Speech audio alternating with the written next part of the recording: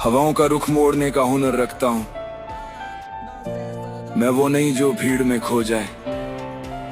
मैं अपनी कहानी खुद लिखने का जिगर रखता हूँ। सस्ते मशवरों की मुझे जरूरत नहीं, मेरी कामयाबी किसी की रियायत नहीं। घड़ी दूसरों की होगी पर वक्त मेरा है, जो कल तक अंधेरा था वो आज सवेरा है। नकल करना मेरी फितरत में शामिल नहीं, क्योंकि मेरे जैसा बन पाना हर किसी के काबिल नहीं। मैं अपनी दुनिया का इकलौता सुल्तान हूँ, अपनी पहचान से खुद ही हैरान हूँ। याद रखना, तुलना उनकी होती है जो एक जैसे हों, मैं तो अपनी तरह का अकेला हूँ। मैं अपनी जिंदगी का बादशाह हूँ, मैं किसी के जैसा बनने की तमन्ना नहीं रखता।